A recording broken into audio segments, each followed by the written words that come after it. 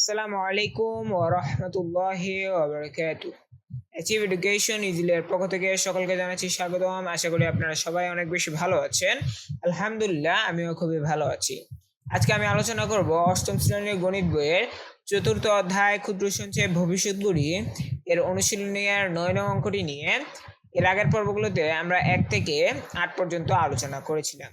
তোমরা যারা সেই ভিডিওগুলো দেখোনি তোমরা আমাদের এই চ্যানেলের প্লেলিস্ট অপশনে গিয়ে সেগুলো দেখে নিবে।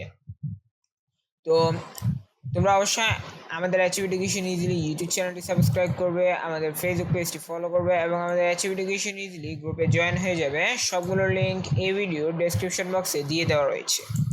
তো দেখো আমরা ৯ নং অঙ্কটি যদি একটু সমাধান করি। এখানে 13% হারে 25,000 টাকার 6 বছরের মুনাফা কত মুনাফা হারে 20,000 টাকার 8 বছরের মুনাফা সমান। আমার মতে 50% বুঝে গেছে যারা 8 নং অঙ্কটি করেছে, কারণ 8 নং অঙ্কটি হুবহু এটির মতোই। তো তোমরা যারা 8 নং অঙ্কটি দেখোনি তোমাদের কাছে অনুরোধ থাকবে তোমরা আমাদের বিগত পর্বটি দেখে আসবে। সেখানে আমরা কিন্তু 8 নং অঙ্কটি নিয়ে বলেছি এবং এই ধরনের অঙ্কগুলো কিভাবে করতে হয় সেই সম্পর্কে বিস্তারিত আলোচনা করেছি। তো আজকে আমি এখানেও সেই একই ধারণা প্রয়োগ করব। তো দেখো বলা হয়েছে যে 13% হারে 25,000 টাকার 6 বছরের যে কোনো মুনাফা হতে পারে। ঠিক আছে, একটা মুনাফা হবে।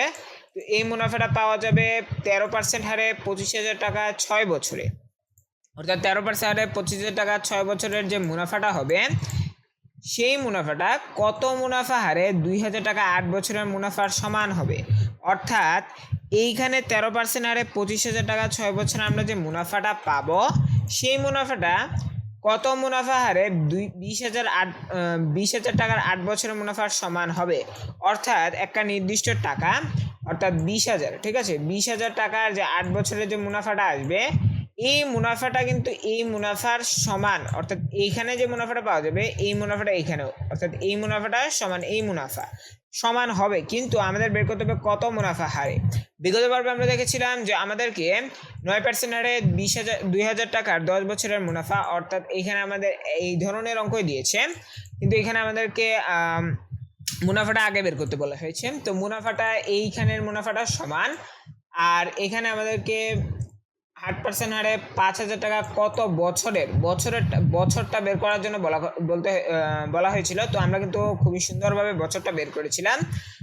তো তোমরা যারা এই পর্বটি দেখোনি তোমরা অবশ্যই পর্বটি দেখে আসবে। তো এখানে 13% হারে 25,000 টাকা 6 বছরের মুনাফা কত মুনাফা হারে 20,000 টাকার 8 বছরের মুনাফার সমান হবে। অর্থাৎ এই মুনাফাটা এই মুনাফার সমান হবে, কিন্তু কত মুনাফা হারে সেটা আমাদের বের করতে হবে।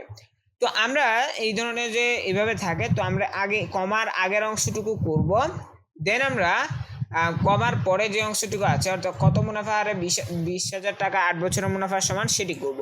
কারণ আমাদের এখানে 20,000 টাকা আর 8 বছর এই দুইটা তথ্য ছাড়া অন্য কোনো তথ্য নেই, তাহলে আমাদের আরও একটি তথ্য লাগবে, নতুবা আমরা মুনাফার হারটা বের করতে পারবো না। আর এখানে দেখো আমাদেরকে 13% হারে, অর্থাৎ আমাদের আর 25,000 টাকা পি অর্থাৎ আসল এবং 6 বছর অর্থাৎ আমাদের সময়কাল এন দেওয়া রয়েছে। তো দেখো আমি যদি একটু তোমাদেরকে একটি নমুনা সমাধান দেখাই, আমি তোমাদের জন্য নমুনা সমাধানটি করেছি যে 9 নং সমস্যার সমাধান। প্রথম ক্ষেত্রে আমরা জানি যে এখানে যেহেতু কোনো নাম কিছুই উল্লেখ নেই, তাই আমরা এখানে ক্ষেত্র দিয়ে করতে পারি। যে প্রথম ক্ষেত্রে আসল পি সমান 25,000 টাকা, অর্থাৎ এইখানে আমরা যদি একটু দেখি যে আমরা একটু কালি নেই, এখানে 13%, ঠিক আছে, 13%, এই 13% হার যেহেতু এটা হচ্ছে আমাদের আর। এরপরে দেখো যে আমাদের এখানে যে 25,000, ঠিক আছে, 25,000 এখানে কিসের কথা বলা হয়েছে 25,000, এই 25,000টা হচ্ছে আমাদের পি, ঠিক আছে, যেহেতু এটার উপর আমাকে মুনাফা দেবে এবং 6 বছরের, অর্থাৎ এটা হচ্ছে আমাদের সময়কাল হচ্ছে এন, ঠিক আছে, এই 6 বছরের মুনাফা। তো আমরা পেলাম আর, আমরা পেলাম পি, আমরা পেলাম এন। তাহলে আমাদের এখন মুনাফা অর্থাৎ আয় বের করতে হবে, এই জিনিসটা আমাদেরকে বের করতে হবে। তো দেখো আমরা এখানে প্রথম ক্ষেত্রে আসল ধরেছি পি ইকুয়ালস টু 25,000 টাকা, ঠিক আছে, পি ইকুয়ালস টু 25,000 টাকা। তোমরা দেখতে পাচ্ছ যে এখানে যেটা আমরা পেলাম, ঠিক আছে। আচ্ছা, তো এখানে 25,000 টাকা, এটা হচ্ছে আমাদের পি, সো আমরা এখানে 25,000 টাকা লিখলাম। মুনাফার হার আর ইকুয়ালস টু 13% বাই 100 সমান 0.13। এটা কীভাবে হলো আমরা জানি, আমরা এখানে পেয়েছি যে মুনাফার হারটা হচ্ছে 13%, ঠিক আছে, প্রথম ক্ষেত্রে। তো এখানে আমরা জানি পার্সেন্টেজ মানে হচ্ছে যে কোনো সংখ্যাকে 100 দিয়ে ভাগ করা, তো 13/100 এবং 13/100 অর্থাৎ 13কে 100 দ্বারা ভাগ করলে আমরা যেটা পাই 13, এরপর আমরা দিলাম ভাগ, এরপর দিলাম 100, তাহলে আমরা পাইলাম হচ্ছে আমাদের দশমিক আকার হচ্ছে যে 0.13। সো আমরা এই জিনিসটা এখানে লিখলাম। এরপরে যদি আমরা দেখি যে সময়কাল n = 6 বছর, এখানে আমরা পেলাম যে সময়কাল হচ্ছে 6 বছর। তো আমরা এটা এখানে উল্লেখ করলাম। এইটুকু পর্যন্ত আশা করি তোমরা বুঝে গেছো যে আমরা এখানে জাস্ট এখানে যে মানগুলো আমরা পেয়েছি সেই মানগুলো আমরা এখানে উপস্থাপন করেছি। এরপরে দেখো যে সুতরাং প্রথম ক্ষেত্রে মুনাফা I = PRN সমান 25,000 গুণন 0.13 গুণন 6 টাকা 19,500 টাকা। এখানে কি করলাম আমরা, যেহেতু মুনাফার পরিমাণটা বের করতে হবে, কারণ আমাদের এখানে মুনাফার পরিমাণ বের করা ছাড়া আমরা দ্বিতীয় ধাপে যেতে পারছি না। তো মুনাফাটা বের করার জন্য আমাদের পি দেওয়া আছে, আর দেওয়া আছে, এন দেওয়া আছে। তাহলে কিন্তু আমরা জানি যে মুনাফার সূত্র হচ্ছে I = PRN। সেই সূত্র ব্যবহার করে কিন্তু আমরা সমাধান করতে পারি। তো PRN, এখানে পি এর মান হচ্ছে 25,000 টাকা, আর এর মান হচ্ছে 0.13, যেখানে আমরা দেখতে পাচ্ছি। তো এটাকে আসলে দশমিক ভগ্নাংশে রূপান্তর করে নেওয়ার কারণ হচ্ছে সহজে হিসেব করা। তো এরপরে এন হচ্ছে যে আমরা 6 বসালাম। তো এখন দেখো আমরা যদি একটু দেখি যে কীভাবে সমাধান, এটার ফলাফলটা কি। 25,000 এরপরে হচ্ছে গুণন 0.13 গুণন 6, তাহলে আমরা পাচ্ছি হচ্ছে 19,500। তো এই জিনিসটা আমরা এখানে লিখলাম যে আমাদের যে সুতরাং প্রথম ক্ষেত্রে আমাদের মুনাফা হচ্ছে 19,500 টাকা। তো তোমরা সেটা দেখতেই পাচ্ছ। তো এইটাই জাস্ট আমরা এখানে মুনাফাটা পেয়ে গেলাম। তাহলে মুনাফাটা আমরা পেলাম হচ্ছে কত, 19,500 টাকা। তো মনে করো যে আমি বোঝার সুবিধার্থে এখানে আমরা লিখে দিলাম যে মুনাফাটা আমরা পেলাম হচ্ছে 19,500 টাকা, 19,500, ঠিক আছে। আচ্ছা, এখন দেখো এখানে আমরা যেহেতু 19,500 টাকা মুনাফার হারটা পেয়ে গেছি, তাহলে আমাদের প্রথম ক্ষেত্রের কাজ শেষ। অর্থাৎ এখন আমরা কমার পরবর্তী অংশ যেটি আছে সেখানে কিন্তু আমরা মুভ করতে পারি। কত মুনাফা হারে 20,000 টাকার 8 বছরের মুনাফার সমান হবে, অর্থাৎ এই মুনাফাটা এই মুনাফার সমান হবে, কিন্তু কত মুনাফা হারে সেটা বলতে, এবং 2,000 টাকা 8 বছর কত মুনাফার সমান হবে। তো দেখো এখানে আমরা যদি একটু দ্বিতীয় ক্ষেত্রে যাই, দ্বিতীয় ক্ষেত্রে আমাদের আসল হচ্ছে P = 20,000 টাকা। এই জিনিসটা হচ্ছে এইখানে, ঠিক আছে। তো আমাদের এখানে আসল দেওয়া হচ্ছে 20,000 টাকা। তো আমি যদি তোমাদের আরেকটা কালার দিয়ে দেখাই যে এখানে কি কি উল্লেখ করা আছে, কারণ এখানে তোমাদের বোঝা প্রয়োজন। তো এখানে আমাদের 20,000 টাকা, অর্থাৎ 20,000 টাকা বলতে এখানে আমাদেরকে পি উল্লেখ করা আছে। এরপর 8 বছর, তো 8 বছর এটা হচ্ছে আমাদের এন।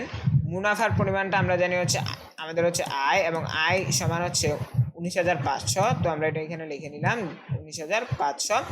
এবং এখানে আমাদের মুনাফার সমান হবে, কিন্তু আমাদের বের করতে, সরি এখানে একটা মিস্টেক হয়েছে, সরি আমাদের মুনাফার হারটা বের করতে বলা হয়েছে।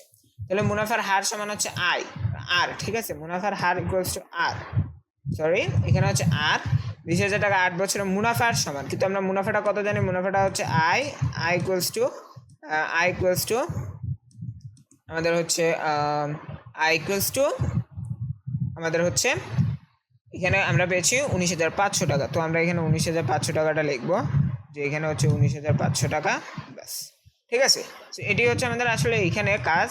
তো এরপরে দেখো, তো আমরা এখানে পি পেলাম, এন পেলাম, আমাদের আইও আছে। তো আমরা I = PRN সূত্র ব্যবহার করে কিন্তু এই যে আর এর মানটা বের করতে পারি। তো আমরা এখানে লিখলাম যে দ্বিতীয় ক্ষেত্রে আসল P সমান 20,000 টাকা, মুনাফা I = 19,500 টাকা, এবং সময়কাল n = 8 বছর।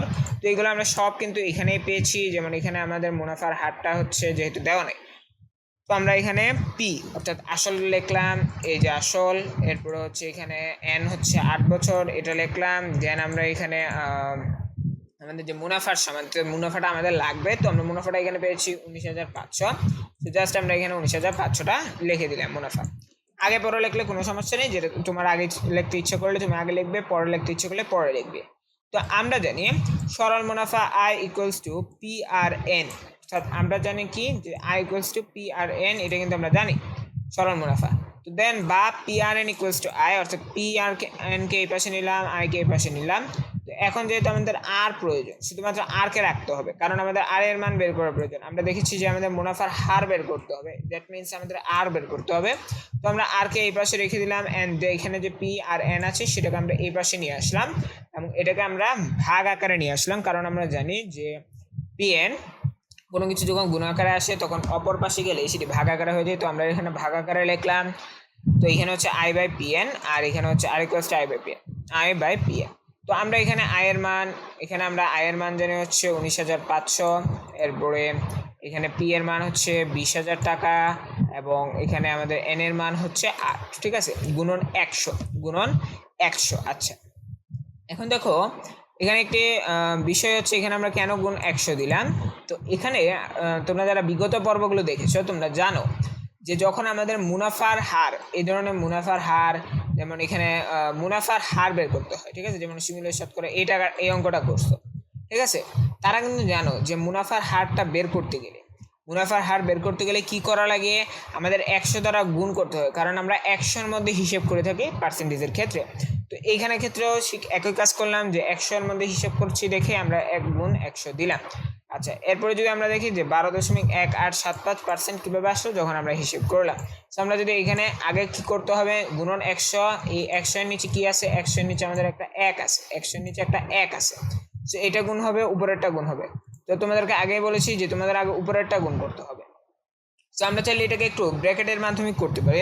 তো আমরা একটা ব্র্যাকেট দিলাম, দেন আমরা উপরে 19,500 যেটা আছে সেটিকে লিখলাম, এরপরে গুণন, ঠিক আছে, গুণন করে দিতে পারি, গুণন 100, ঠিক আছে। আচ্ছা, এরপর আমরা ব্র্যাকেট দিলাম, এরপরে এবার ভাগ দিব, কারণ এই বর্ডার লাইনটা, এই যে লাইনটা, এটার দ্বারা ভাগ বোঝায়। তো আমরা দেন ভাগ দিলাম, ভাগ দেওয়ার পরে আমরা লিখলাম 20,000, ঠিক আছে, 20,000 গুণন 8, ঠিক আছে। এখানেও একটি আই থিঙ্ক দেওয়া দরকার আমাদের এই যে ব্র্যাকেট, কারণ ব্র্যাকেট দেওয়াটা উচিত, না হলে এটা আবার এটার সাথে ভাগ হয়ে যাবে, তখন আবার ঝামেলা হবে। তো এখানে ব্র্যাকেট দিতে হবে, না হলে আবার ওইটার সাথে ভাগ হয়ে যাবে, ঠিক আছে, কারণ ভাগ তার আশেপাশে যেসব জিনিস আছে, মানে আশেপাশে যে সংখ্যাগুলো আছে সেগুলোকে দখল করে ফেলে, তাই এখানে অবশ্যই ব্র্যাকেট ইউজ করতে হবে, এখানেও ব্র্যাকেট, উপরেও ব্র্যাকেট, ঠিক আছে, না হলে কিন্তু ঝামেলা হবে, প্রচুর ঝামেলা হবে।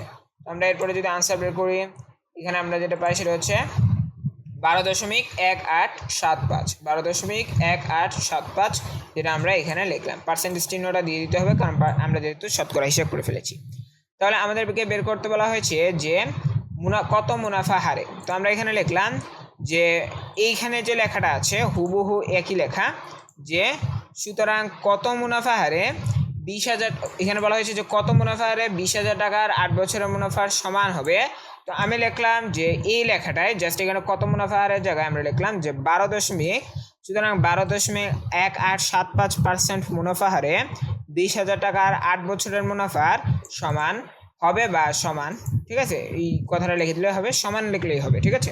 তো আজকে আমি এই 9 নং সমস্যাটা নিয়ে আলোচনা করলাম, আশা করি তোমরা এটি বুঝতে পেরেছো।